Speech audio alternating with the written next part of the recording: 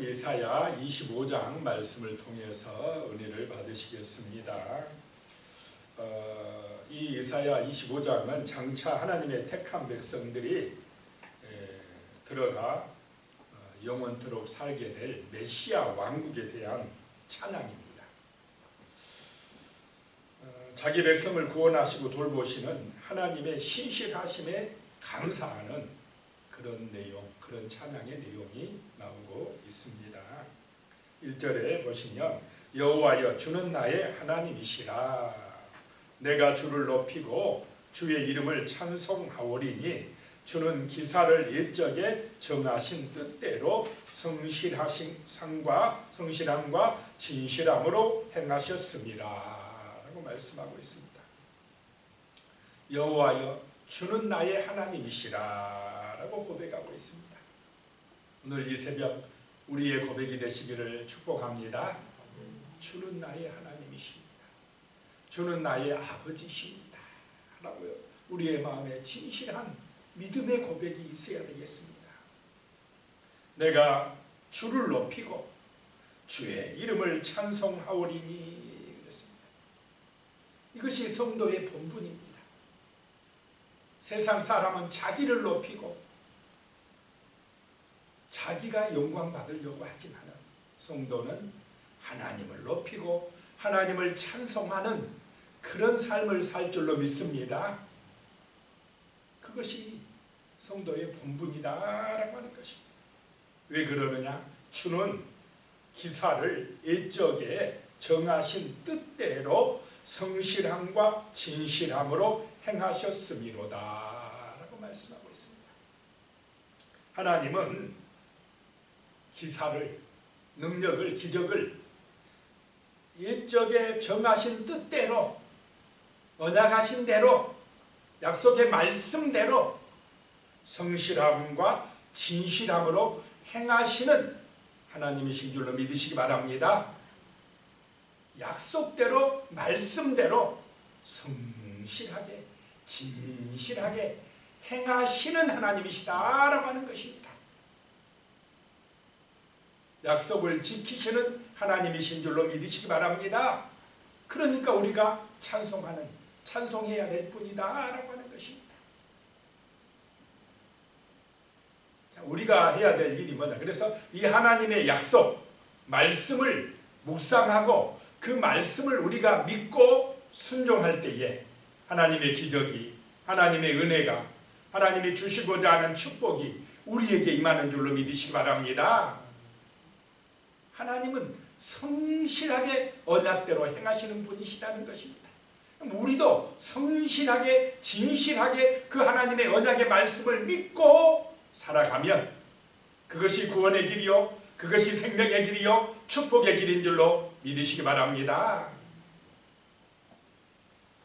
2절에 보니까요, 주께서 성읍을 돌무더기로 만드시며 견고한 성읍을 황폐하게 하시며 외인의 궁성을 성읍이 되지 못하게 하사 영원히 건설되지 못하게 하셨으므로 그랬습니다. 죄악에 대한 심판이시다라고 하는 것입니다. 성읍을 돌무더기로 만드시고 견고한 성읍을 황폐하게 하시고 외인의 궁성을 성읍이 되지 못하게 하사 영원히 건설되지 못하게 하셨다라고 하는 것입니다.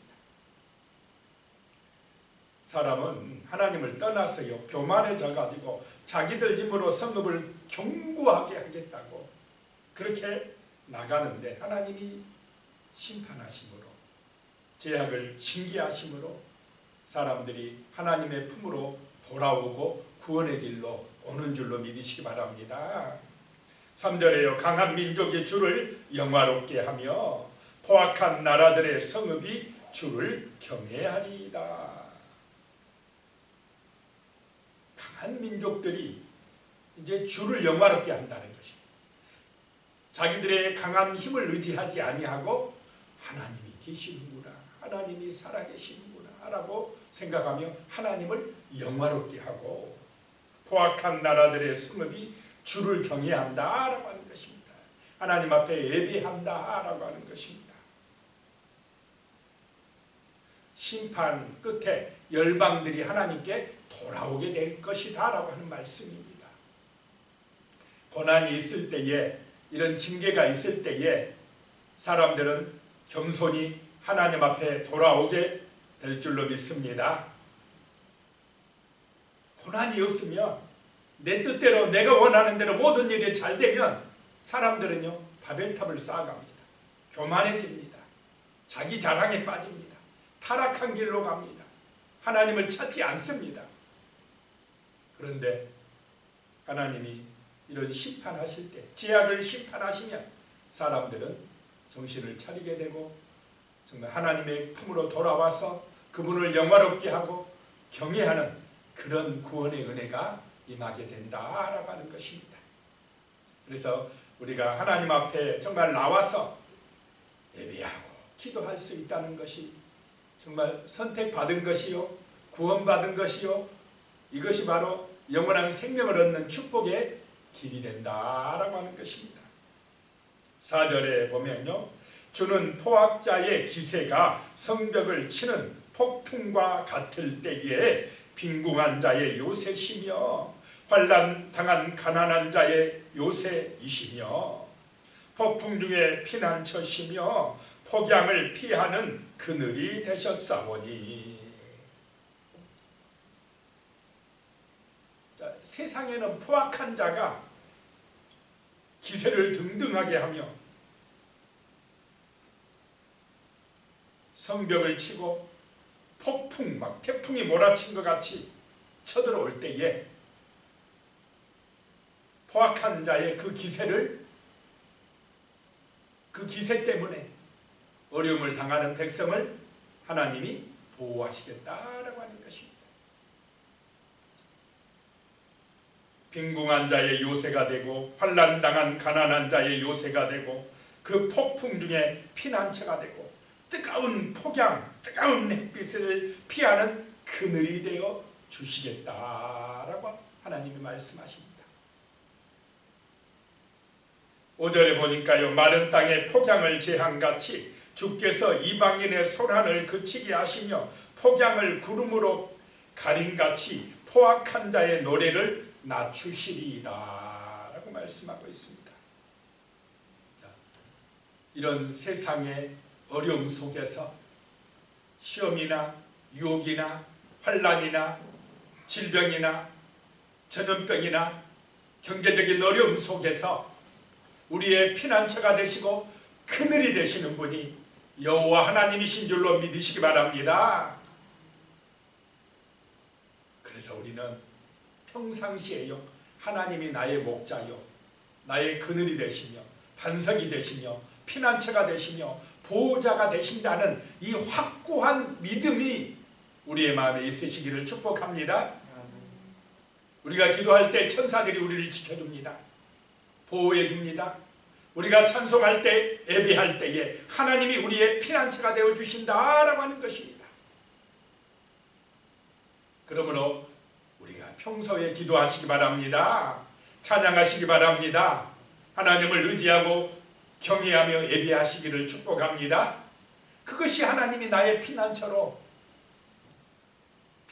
되어지는 길이라는 것입니다. 피난처로 삼는 길이라는 것입니다. 오늘 아침 그 신문에 잠깐 보니까 그 한국고용정보원에서 조사를 했더니 작년에 가장 높은 직업 만족도 1위가 철학연구원이었답니다. 철학연구원. 옛날에 같으면 철학과는 별로 안 알아주고 제일 좀 실력이 떨어지면 철학과를 갔는데 작년에는 이 의사나 뭐 다 제치고 1위가 철학연구원이 됐답니다. 이 철학연구원이 하는 일이 뭐냐면 사물과 현상에 대하여 또 사물의 근원에 대하여 연구하고 종교와 도덕적 문제를 개념 논리적으로 분석하고 실존적인 관심에 대해서 연구하는 사람들이랍니다. 쉽게 말하면 사람들이 지금 여러 가지 문제 때문에 방황하고 있다 이것입니다. 그런 것을 상담해주고 종교적으로 또는 도덕적으로 좀 지혜롭게 알려주는 사람들이 1등으로 올라섰다는 것입니다. 이 물질적인 풍요만 가지고 사람들은 이 마음속에 참된 평안을 얻을 수가 없다라고 하는 것입니다. 참된 만족의 길, 구원의 길, 영생의 길, 생명의 길을 발견해야 될 줄로 믿습니다. 그 길이 어디가 있습니까? 성경에 있다라고 하는 것입니다. 하나님을 만나야만이 우리 인생은 영원한 세계를 발견하게 될 줄로 믿습니다. 참된 만족을 얻게 된다라고 하는 것입니다. 물질적인 추구만 해가지고 눈에 보이는 육적인 성공만 가지고는 우리 인생은 구원받을 길이 없습니다. 참된 생명의 길을 가지 못합니다. 하나님의 은혜를 받아야 될 줄로 믿으시기 바랍니다. 하나님이 피난처가 되어주셔야 됩니다. 하나님이 그늘이 되어주셔야 됩니다. 6절 말씀 다시 보시면 만군의 여호와께서 이 산에서 만민을 위하여 기름진 것과 오래 저장하였던 포도주로 연회를 베푸시리니 곧 골수가 가득한 기름진 것과 오래 저장하였던 맑은 포도주로 하실 것이며 하나님께서 하신다는 것입니다. 하나님께서 연회를 베풀어 주신다는 것입니다. 어디서 하느냐? 시온산에서 한다는 것입니다. 시온산은 예루살렘입니다. 하나님의 성전이 있는 곳입니다. 육신적으로 볼 때는 시온산은 예루살렘이지만 영적으로 보면 시온산은 어디입니까? 저 하늘의 보좌입니다. 천국입니다. 새 하늘과 새 땅입니다.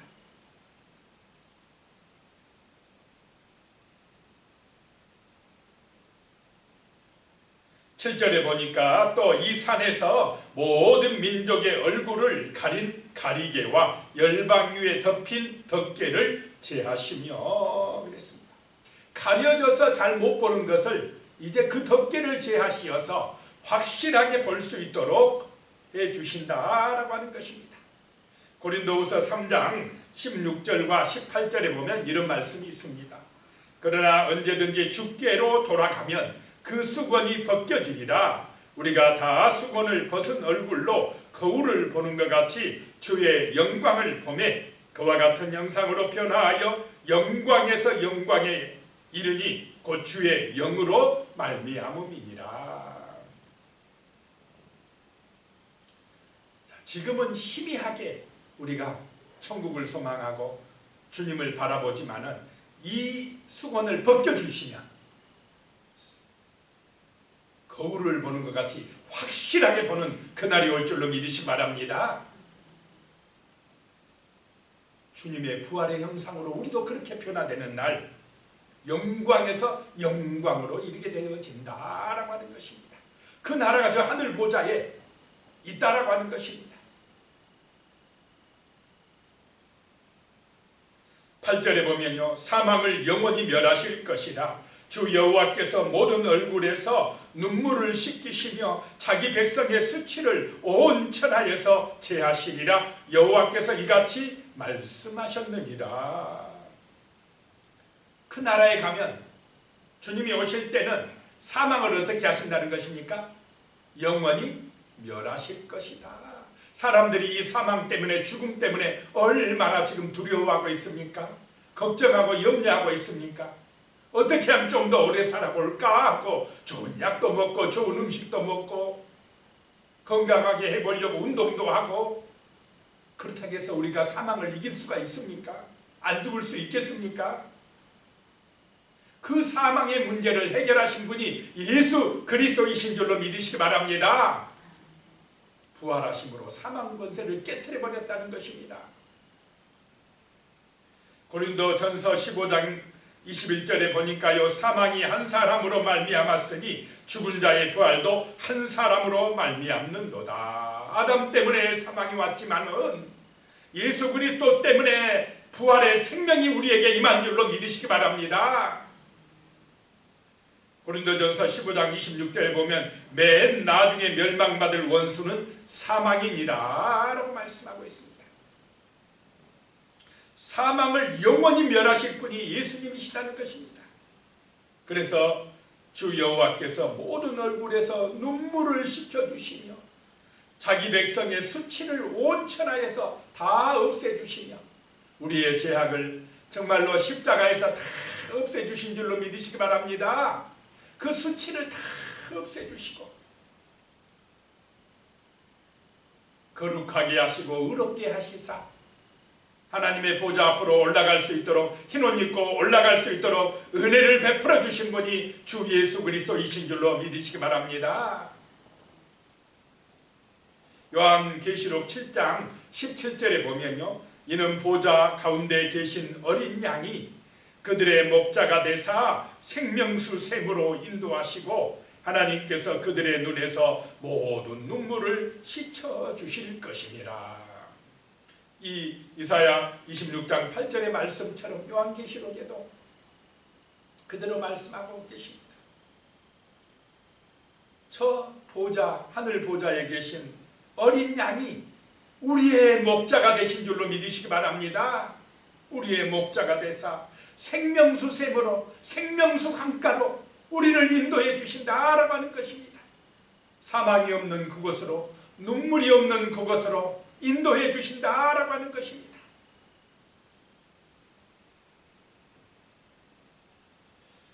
구절에 보면요, 오늘 이사야 26장 9절에 그날에 말하기를 이는 우리의 하나님이시라. 우리가 그를 기다렸으니 그가 우리를 구원하시리로다. 이는 여호와시라. 우리가 그를 기다렸으니 우리는 그의 구원을 기뻐하며 즐거워하리라 할 것이며 그랬습니다.